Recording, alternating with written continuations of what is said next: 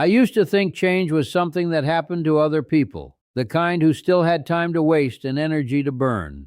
My name is Stanley, and I'm 82 years old, and it took me almost a lifetime to understand that the quiet words you whisper to yourself at night can shape the man you wake up as in the morning. When I was a younger man, I believed in big moments. I thought life changed in loud decisions, in bold moves, in dramatic turns that everyone could see. I waited for those moments, chased them even, and when they didn't come, I convinced myself I was simply unlucky. But now, sitting here in the quiet of my evenings, I see things differently. Change doesn't arrive with noise. It grows in silence, in the small habits you repeat when no one is watching, especially in those final moments before sleep, when the world softens and the truth becomes harder to ignore. I remember a time many years ago when my life felt stuck. I had a job that paid the bills but drained something deeper inside me. I had relationships that looked fine from the outside but felt empty when the door closed. I would lie in bed each night with a tired body and a restless mind, replaying the same regrets, the same doubts, the same quiet disappointments. And without realizing it, I was speaking to myself in a way that kept me exactly where I was. I would tell myself I wasn't good enough, that it was too late to try something new, that people like me didn't get second chances. I didn't say these things out loud, of course, but they were there, woven into my thoughts, repeated night after night like a slow, invisible poison. And over time, I began to live exactly as those words predicted. It took me years to understand that the mind listens, even when you whisper, especially when you whisper. The first shift came on a night that wasn't special in any obvious way. No great event, no sudden breakthrough. I was simply tired of feeling the same, thinking the same, ending every day with the same quiet heaviness in my chest. And for reasons I still can't fully explain, I decided to speak to myself differently. That night, instead of replaying everything that had gone wrong, I said something simple. I said, I did what I could today, and that is enough for now. It felt strange at first, almost dishonest. My mind resisted it, tried to pull me back into its usual patterns of criticism and doubt. But I repeated it again, more slowly this time, letting the words settle. I did what I could today, and that is enough for now. Something softened inside me. Not a dramatic change, not a sudden peace, but a small shift, like a door opening just a crack. And for the first time in a long while, I fell asleep without fighting my own thoughts. I didn't realize it then, but that was the beginning. In the days that followed, I noticed something subtle. I woke up with a little less weight on my chest.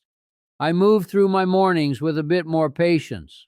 Nothing in my external life had changed yet, but something inside me had begun to move. And it all started with a sentence I chose to repeat before sleep. So I kept going. Another night, I found myself lying awake again, my mind drifting toward old regrets. But this time, instead of letting them take over, I said, tomorrow is another chance, and I will meet it differently.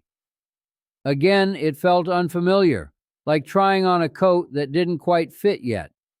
But I stayed with it. Tomorrow is another chance, and I will meet it differently. What surprised me was not the words themselves, but what they did. They didn't magically solve my problems, but they changed how I approached them. The next day, I noticed I was a little more willing to try, a little less afraid to fail. I spoke up in a conversation where I would have stayed silent. I made a small decision I had been avoiding. And slowly, those small actions began to add up. You see, when you tell yourself that tomorrow is another chance, you start to believe that your story isn't finished yet.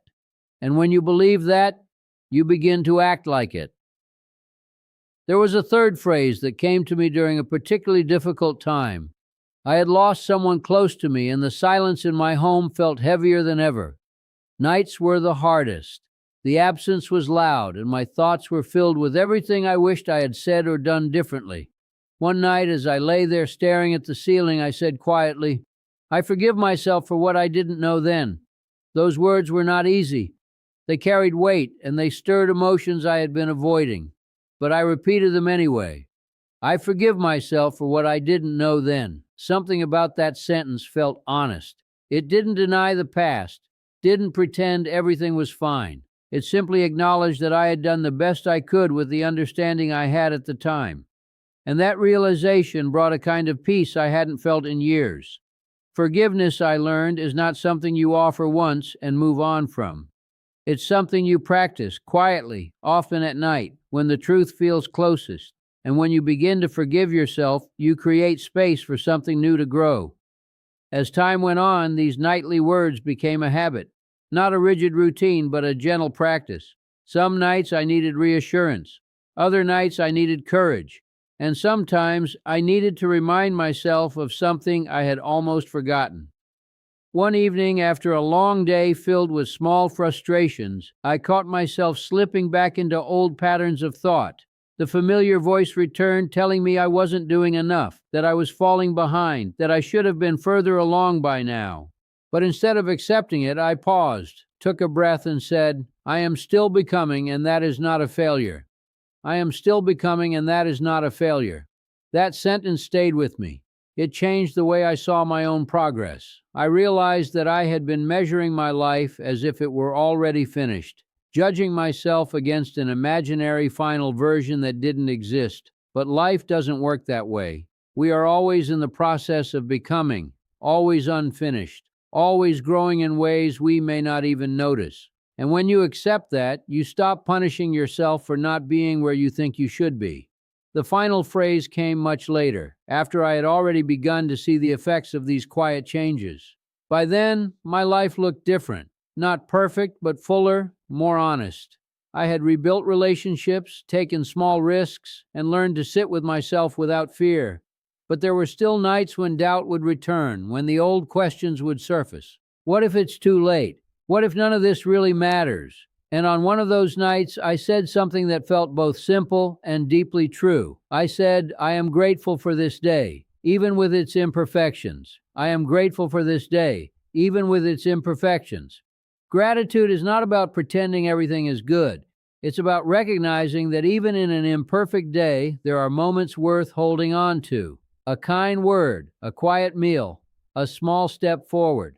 When you end your day with gratitude, you begin to see your life differently. You start to notice what is there, instead of only what is missing. Over time, these 5 quiet sentences became more than just words. They became a way of speaking to myself with respect, with patience, with honesty. And slowly, almost without noticing, my life began to change. Not because I forced it to, not because I chased some grand transformation, but because I changed the way I ended my days. I changed the conversation I had with myself when the world grew quiet. Now, at my age, I often sit by the window in the evening, watching the light fade, thinking about the years behind me. There are still regrets, of course. There are still things I wish I had done differently. But there is also a sense of peace that I never thought I would find.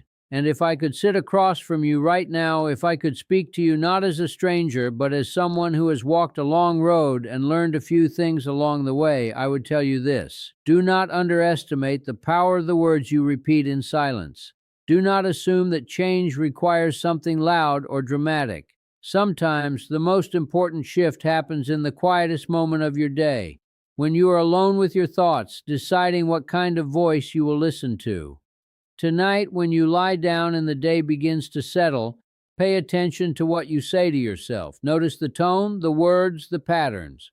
And if they are harsh, if they are heavy, if they are holding you back, remember that you can choose something different. It won't feel natural at first. It may even feel untrue. But stay with it. Repeat it. Let it become familiar. Because one day, without realizing exactly when it happened, you will wake up and find that something has changed. Not everything, not all at once, but enough to remind you that you are not stuck, that you are not finished, that you still have the ability to shape your own story. And when that day comes, you may look back, as I do now, and understand that it all began with a few quiet words spoken in the dark just before sleep.